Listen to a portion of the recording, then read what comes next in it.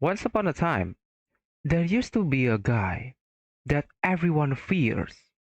Everyone's scared of him, and they call him Astolfo, the Doomslayer.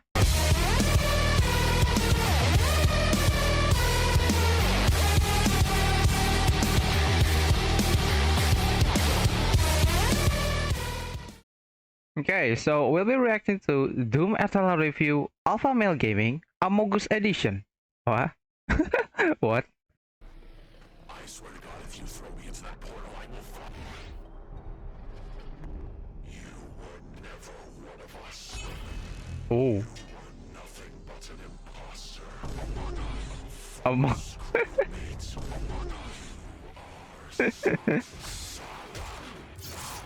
Oh. Doom Eternal, baby. Is there any subtitle?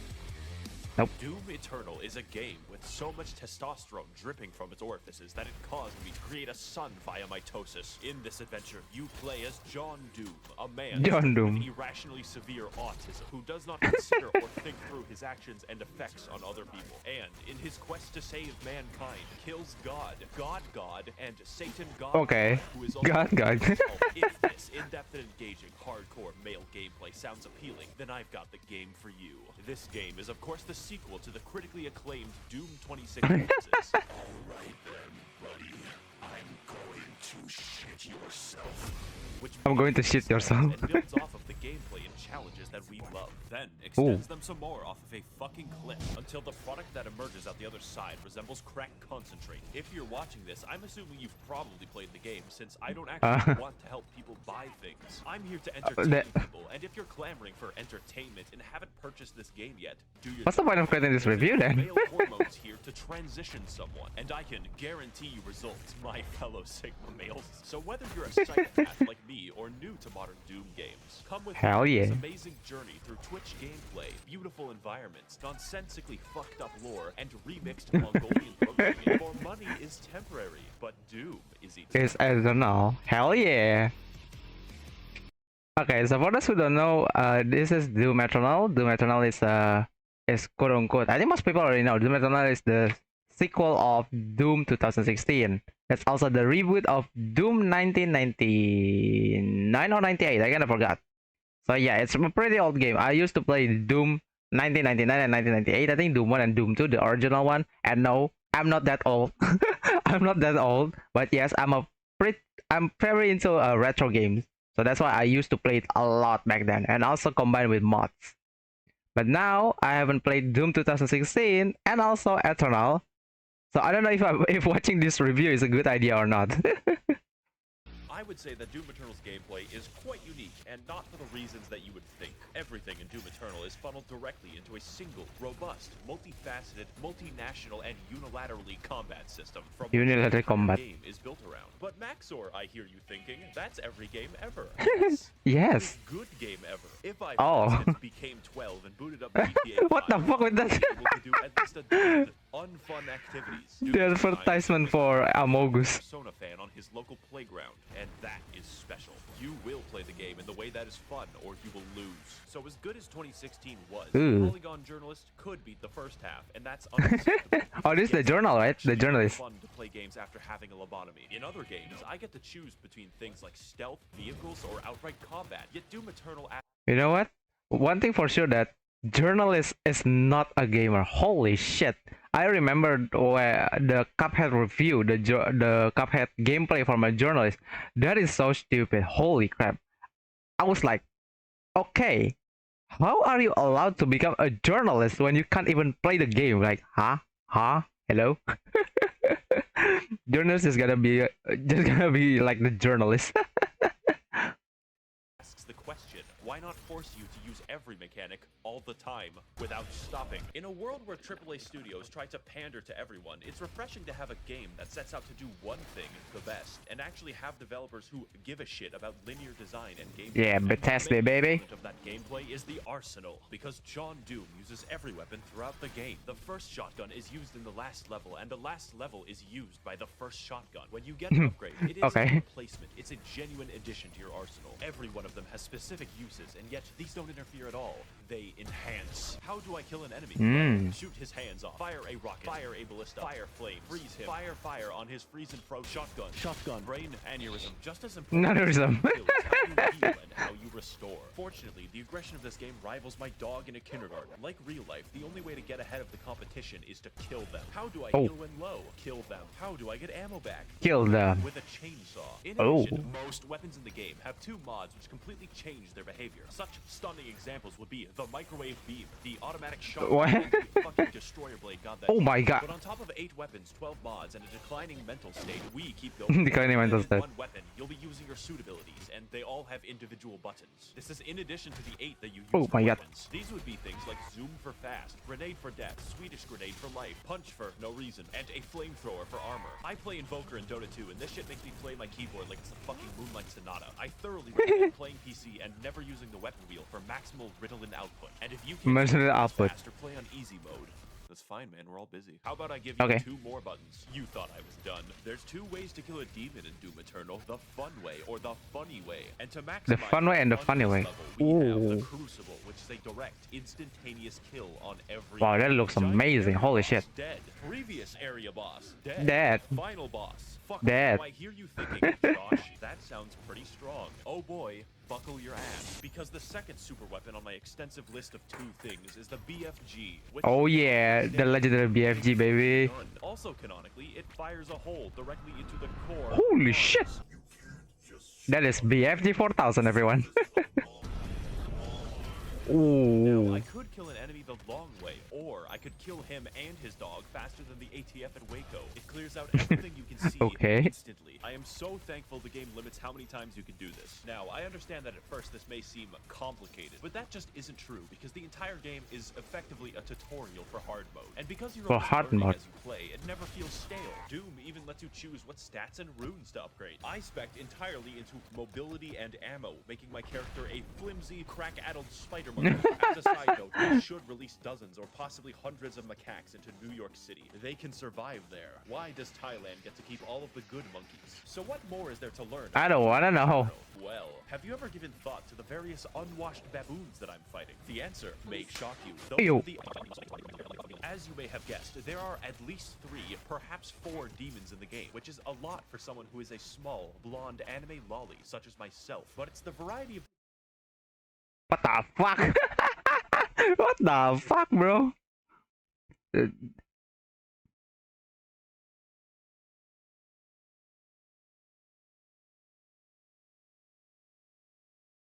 the demons that make the game interesting. Demons can fly, they can roll around like hedgehogs, contract obesity, and be bastards. Contract obesity is okay, bro. Who is Tsushima? Amy Rose? I didn't know she could stand. The point of the entire What? game, therefore, is to balance targets, switch weapons, and scream internally as you repeatedly fail to be cool. Just like Ooh. high school. What I'm getting at is every demon has completely different behavior and goals from one another. The Doom Hunter rolls around in a comically small tank. The zombies, like us, exist to die. And Exist to die, yeah.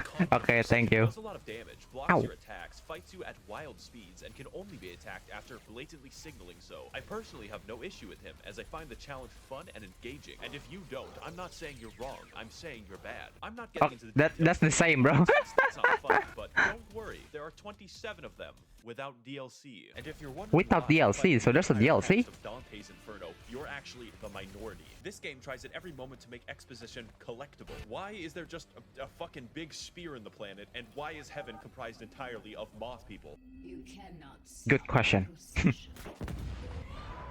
It feels like one guy wrote the events of the game, and another guy invented LSD just to write the backstory. So I'm going to combine both of them into a single, accurate interpretation of the Doom lore. If I say something In 5 minutes. just pretend that it's right. Okay. Doom is literally like Dark Souls, but FPS. That's the way I see it. The Doom Eternal Doom 2016 is literally like Dark Souls if you play it on hard or extreme difficulty. It's literally like Dark Souls, but on FPS, and also a lot of crazy shit that's happening in your screen. Maybe we should play Doom. Maybe we should play Doom. I kind of want to try Doom now. 1 Brazilian years ago, there was a guy named One Brazilian, okay. effectively God, and he made moths in lamp heaven called the Makers. Every 10,000 years, all moths combine their collective consciousness into one gigamoth called the Khan Maker, who is the Moth Pope. So the moths rule over the galaxy, sort of, until Earth.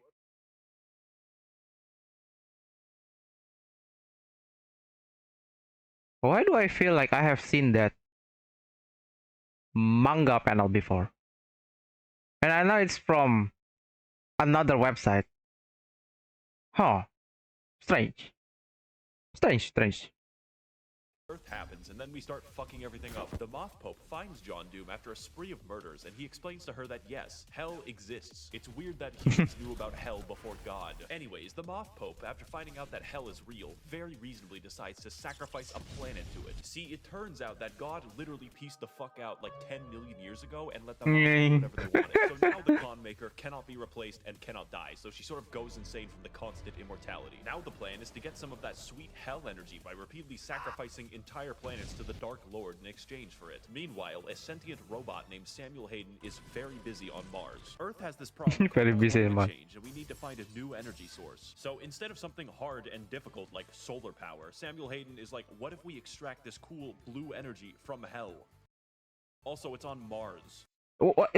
Does this until hell begins breaking into Mars and John Doom stops them, which is the plot of Doom 2016. This makes sense Journalism. because he's funded by the Koch brothers and really doesn't want to build a windmill. So instead of destroying the demonic crucible, he just brings it back to Earth and catapults John Doom into the backstory planet. If you Ooh. think that sounds unreasonable, just remember that we considered blotting out the sun before building a fucking solar panel. I only poo-poo farted for the good of humanity. Unsurprisingly, demons invade to recycle Earth into blue energy for the Moth Pope, so John Doom has to fight both Catholics and hell. And as you go through the game, you might notice that just Okay. random shit will, like, oh sorry, the Soul Factory is being held there by 2 gigantic titans, and it's like, okay, I guess Okay. Titan is real now. Doom's like, you'll need this knife to kill my son. Oh shit, what'd he do? He's the Giant uncontrollable demon titan. The plot of the main game, to understand, Yaba. is simple Yaba. and acts as an increasing checklist of galactically convoluted tasks. Just in this one game, John Doom finds an ancient city like 3 times, goes to the North Pole to kill Santa, fights Croatia, does a little trolling, does a little cockfight, Does a little takes trolling, and okay. permanently Does it destroy a gone. fucking island? Back to that. Doom 2016 took place on Mars, but this game has you slung around the universe on a fucking bungee cord, so I understand completely when people say they don't play Doom Eternal for the plot. They're just wrong. I played They're Doom just Eternal wrong. for the plot, and that might sound strange to you, but Eternal's plot is pure insanity, and it does everything that it needs to. We are painfully aware that the plot exists as a contrivance because the environmental designer went fucking ballistic. I just don't care. I played every single just level don't care. really wondering, oh boy, what stupid shit is next? I cannot fucking wait. So play the game for the plot. It is integral to the experience of Doom Eternal. Oh, but Max0r, there's a plot hole. How did the Doom Slayer get the first? Everything. Oh my so god. far, except some of it applies in full partially to the base game. But there's $40 reduce of DLC where the gameplay is faster, the challenge harder, and the plot somehow even fucking worse in all the right Even directions. fucking worse. 16 was a wash. Eternal is Usain Bolt, and the ancient gods is fucking Venezuelan inflation. You thought it was over when John Doom beat the demons and destroyed all of heaven, but you were wrong. That's just the beginning. And with both parts of the DLC now fully out, my recommendation cannot be understated. Let's get into why, and more importantly, what. The ancient gods, hell yeah. This section of the video is going to be different, far more structural, and aligned with the plot of the DLC. Because the gameplay isn't what's new about the product, it's the challenge and the story. I originally wrote an entire script for this and then trashed it because it doesn't truly communicate how this DLC drove me to insanity, and I hardly hope by simping for 2D women. I will tell you if there's a very big gameplay change, but the point of the DLC is more of what's amazing. If you like Doom Eternal, you will like the DLC.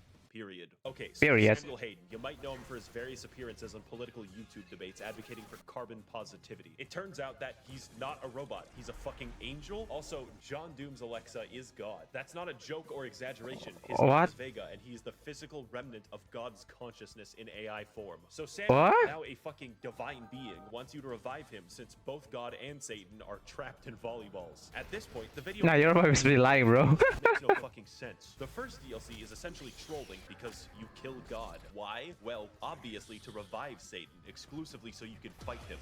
What the fuck? Note here on the gameplay side is the final boss, who is Samuel Hayden, because holy shit, this fight is hard. Also, the premise is ridiculous, and my enjoyment of the game is hurt by neither. Every aspect is speedy, fun, and everything else I've already said about the game in general. And when you finally beat Samuel and revive the Dark Lord, it turns out he's you. Yeah, Oh, the only thing in the world that could possibly kill John Doom, himself. is himself. No blood can be spilled Bro. in this holy blood. Stop So it. now the not you decides to go to hell where we all belong, and the second DLC is just chasing him. This is, of course, where the testosterone moves into critical levels. How does one get to the capital city of hell? Well, that's a great question. First of all, The Cleveland. of Argent Denur, light the bat signal. Learn how to train your dragon, okay? Go into Okay. the giant spear that pierces the entire planet for some What reason. the key fuck? To the gate of Tifun. Now go back to Earth, traverse The Last of Us 2, and find Traverse The Last of Us 2. But before I get to the final showdown with Crash Bandicoot Twin Sanity, there's some cool gameplay I want to talk about. You have a fucking hammer in this DLC, primarily used to defy the laws of gravity, but secondarily gives you everything in the game. Health? No problem. Ammo? Absolutely. My deepest, darkest urges? Yes. As I Yes. used this, I became more Yes. obsessed with hammers than Bob the fucking Builder. And there's plenty of demons to use it on, since the DLC adds a shitload of reskins. For instance, the Spirit is a congealed amphetamine mass that makes every infested target 3 times faster. Microsoft Pinball, who is fun to fight, I promise. And I the promise. Bloodmakers, they are my original OC. Do not steal it. So now that we've reached Cleveland, it's time for the DLC to gain style. This is the culmination of Style. all the work. The final battle Whoa. against Satan himself. And holy shit, you can feel it. When the Sentinel You can feel shows it. up and everyone's ready to kick ass, you just can't help but feel like your dick is being tickled. Cleveland lives on Type 2 for once because it's a non-stop battle of epic proportions right up until the final boss. This is a universe which implicitly acknowledges your godlike power by making the only credible threat to you your identical twin with red eyes in a Gundam. That is A Gundam. gameplay, and it's a beautiful send-off right up until the man himself E. awkwardly waddles around the arena like a penguin, but that's fine. The fight is still cool. Wow, you know, it's so sad that Steve Jobs died of Ligma. Steve Jobs never. Ligma balls. Got him! What the?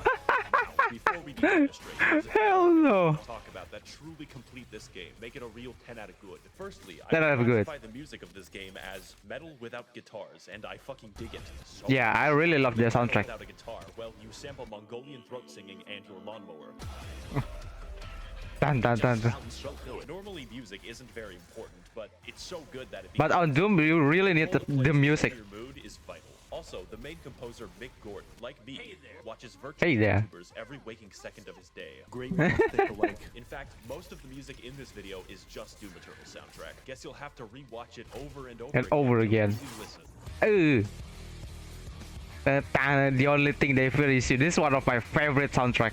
Finally, this game looks really good. Not in a, oh wow, look at all these particles I'm stroking out way. How does literally anyone have time to model Wow. geometry in the game? It is unreal. It is so downright inspired that it makes you feel bad while playing it. Doom Eternal is such a fast and pulse-pounding game that it's like sprinting through the fucking Louvre. How am I supposed to appreciate the Mona Lisa when it looks like this? Should you buy the game? Yes, I am very biased. If speed and action is what you crave and you want to induce cardiac arrest early, this is your game. I would Cardiac like to arrest. thank the Demonic Brotherhood funding this channel in exchange for their souls. If you would like to engage in blood sacrifice on my behalf, That was amazing. Holy shit. Yeah, Doom is. Even though I haven't played Doom yet, Doom Eternal and Doom 2016, I listened to the soundtrack. Mick Gordon is just amazing. Holy shit.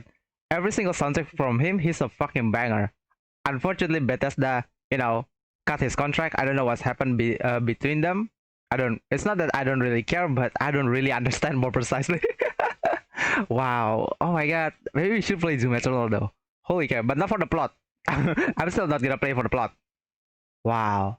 After watching that, maybe it's time for me to become an alpha male gamer. Hell yeah.